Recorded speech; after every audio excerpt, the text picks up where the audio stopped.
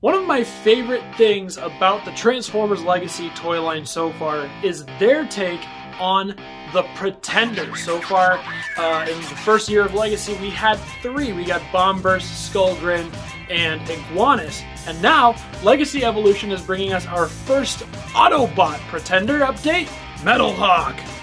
We're going to look at him on today's deceptibot9 review, so go ahead and strap yourselves in. Let's go!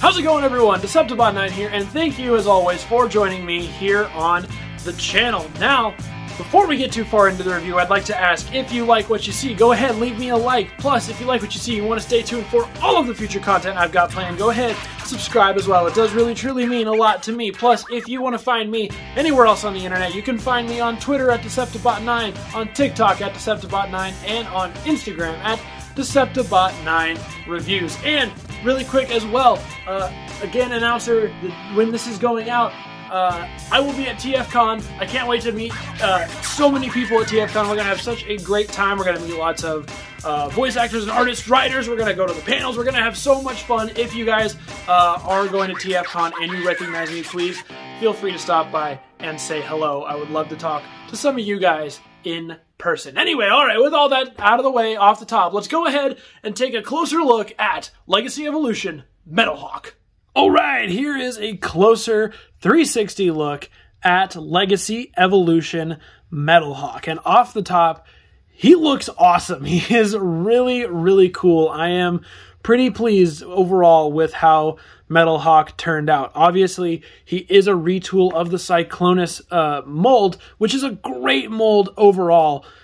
And I think it was a great reuse, in my opinion, because he looks fantastic overall here in robot mode. And he does in jet mode as well, but of course, we'll talk about that when we get there. So, why don't we go ahead and take a closer look at the details here on Metalhawk. Coming up first here, we will talk about this head sculpt, which I think is actually very well done. I really, really like the way it looks. His nice stoic expression fits in very, very well. I love the blue painted eyes right there. The rest of the gold, it does look nice, although, and we'll talk about it here on the chest too, all the molded detail right here on the chest is really nice. And I think the color is quite good, but I do wish that there was some sort of metal, you know, some back metal shininess going on. I think that would have been neat. I don't mind it as is. It just would have been a lot cooler had it had some sort of shiny metal reflectionness going on to it. Right here next to the head, we've got some of his exhaust ports or whatever those are, and there's nice detail on those. Not a lot happening on the shoulders, but there is some nice molded detail on them. On the underside of the wings as well, coming down to the arm, there is some molded detail on there as well. Nice big hollow cavity where his wrist goes. Of course, I don't really mind that all that much. Hands, not really much going on. Molded fingers, obviously. If we go to the back really fast, you can see a little bit more. There is some on the back, some molded detail. I really like the color scheme here on the back too. The gray, the blue, and the red all work together very, very well. Detail on the wings as per usual. Nothing else really going on. On the back of the legs here, there is some molded detail, obviously, on the back of the legs. On the side of the legs, there is some more as well, with some here on the tail fin. And on the front, of course, is where most of our detail and paint apps come in, on the nice red kneecaps, the nice silver lining up here on the top, with the blue the rest of the way down, and those nice red feet. So overall, Metalhawk, I think, looks really, really fantastic in his robot mode. I think he's a fairly good representation of how he looks in the Japanese cartoon. Obviously, he's based more so, I believe this is the inner robot of Metalhawk rather than the shell, because the shell is just a regular human. So this is the inner robot of Metalhawk, unlike the Decepticon Pretenders, which are a combination of the vehicle mode of the inner shell, but the external shell look overall in robot mode. But I think for Metalhawk, it works out pretty well because this is a more iconic look for the character, in my opinion. So let's go ahead and take a look at his accessories while we are here. He does have these two tail fin guns, which are pretty cool because they play a part in both modes. Obviously, in robot mode, there are guns, and as you can see molded up by their detail, they are tail fins, so they play a part in the jet mode as well. But there's a lot of different things you can do, and by a lot I mean like 2 different things you can do with these guns. You can leave them obviously as separate ones and put them in his hands, as we saw in the turnaround, or if you want to store them here in robot mode, there are 2 little tabs here on each side of the leg, and 2, you can see they're kind of slotted like U-shaped slots, and you'll have to match it up here. And you can just slot them on the side of the legs. This is where they'll go for jet mode, but if you don't want them to be wielding the guns in robot mode, you can put them on the legs if you want. You can also, this is his Evo Fusion gimmick, is those pegs that we saw for storage. If you line them up correctly, they are meant to combine into one bigger gun with tail fins on it, which I actually don't mind. I think looks pretty cool as well. And obviously, as you can see by the tips, they are blast effect compatible as well if you want to do some pew pew bang bang with them there. And of course, just slot that into the hand. But as you can see on his back, that's not all for his accessories. He comes with this really cool looking sword. And if we take it out here, boop, there is just a nice big peg on his back, which is where, of course, this peg is being used for storage, weapon storage on the back, which is really cool. And you can see it's got some really sweet looking detail on it. I overall just really love the look of this sword. Might have been cool if there was some paint, like maybe up here on the top or on this middle part, but I just think even as it stands right now, it looks really cool. I love this sort of wire connecting the hilt to the actual blade. Looks really cool. The detail just down on the hilt and the bottom of the blade too is really, really cool. I'm a sucker for the way this sword looks overall. And of course, since it's got pegs, you can fit it down in his hand if you want him to be rocking some melee weapons. So, I mean, you can load this guy up with weapons and he is sure to help out in whatever situation you need him to. So let's go ahead and look at articulation on this guy here in robot mode really quick, shall we? So up here on the head is on a ball joint. You can get it rocking around. You can get it twisting all the way around, which is nice. You can get him to look up that much, down that much. So not very far on the looking up and down, but what are you going to do? Arms do go all the way around. If the sword doesn't cut himself in the leg, the arms go up about that far all the way. They swivel here at the bicep, will occasionally get hindered by the wings if you want them to go more than that. They bend here at the bicep all the way up to 90. It's a great bend there. The wrists on mine, at first I didn't realize it, but they are on a swivel. So if you want to swivel the wrists, you can certainly do that. They are tabbed into the side, so they might come untabbed if you do that, but no big deal. Waist swivel here, very nice as well. Legs go forward that far. They go backwards really impressively far. And they, of course, go all the way out to the side. So Metalhawk is doing really well at the splits. That is an A+ for you, my friend. Swivel up here at the thigh. Knees are where it gets a little weird. So there is 2 joints in there. One of them is more so used for transformation, but you can use it as a knee if you want that one right there. This one right here with the pin through it is meant to be the main robot mode knee. So at a 90, you can get that knee going as well. So then it's kind of finicky as to where you want the leg to sit. That also plays into, like, if you want him to be super tall, standing up straight, but have a big old gap in his legs there, you can. You can make him look a little bit taller if you want. Or you can sort of angle those down just because they're on a double hinge and get them resting in a certain spot, which I think they're supposed to sit right about there, kind of right above that cavity, so that it helps block it, like when you do articulation and stuff like that.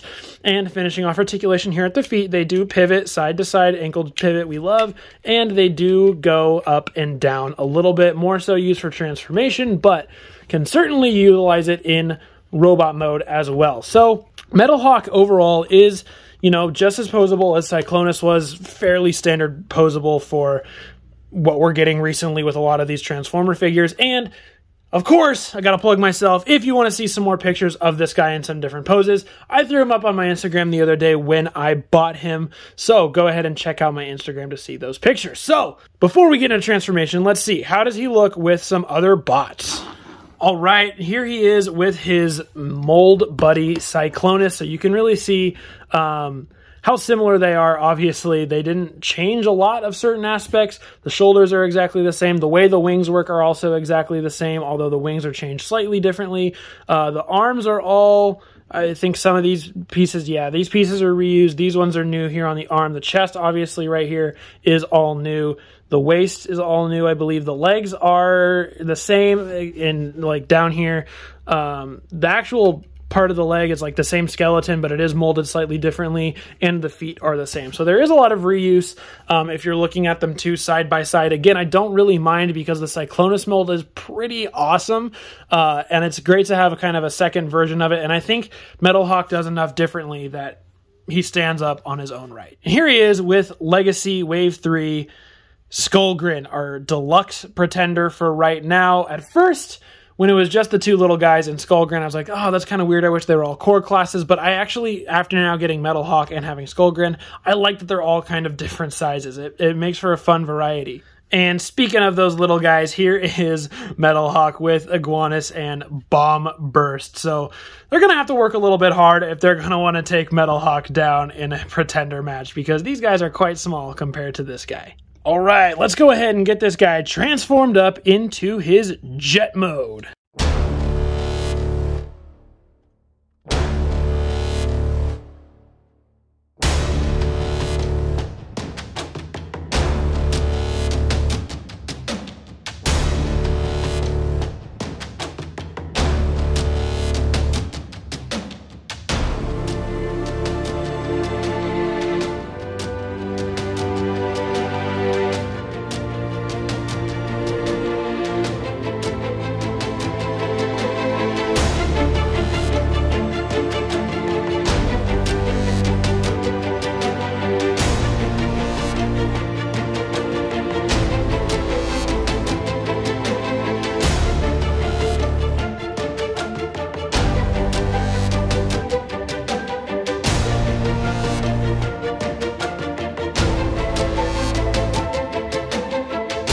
And here is Metalhawk transformed up into his jet mode. And let's talk about that transformation really quick. So, I mean, it's really standard, not standard, but it's basically exactly the same as Cyclonus. So if you have Cyclonus and you're getting Metalhawk, you kind of know what to expect. The legs work exactly the same way. The arms, for the most part, work exactly the same way. The upper torso, also same thing. Works pretty much exactly the same way with a few slight differences. What do you say we go ahead and take a closer look at some of the new details that are exposed here in jet mode? All right, so coming up first here, obviously, is the cockpit, which we got to look at. It's got some nice molded cockpit detail in it, and it's nice painted red and blue.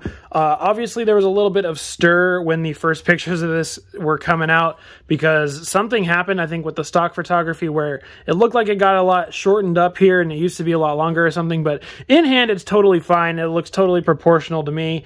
Maybe it could have been a little bit longer, but overall, I mean, I am happy with how it looks here. Back here, this was on the back and it was covered up by this piece, but so now we get some nice new jet pieces exposed here. These are all the shoulder and arm stuff, and now the other side of the wings, which look really nice. This under here, under the sword here. This was the back of the figure. Obviously, that's where the weapon's stored in robot mode. And here, these were the back of the legs. So we saw a little bit of this already. But here was new is these nice little thruster pieces on the back are now exposed. You can see they are blast effect compatible as well. And they've got some really nice detail on them there. If you flip him over, though, yeah, there he is. He's a little bit of a robot body.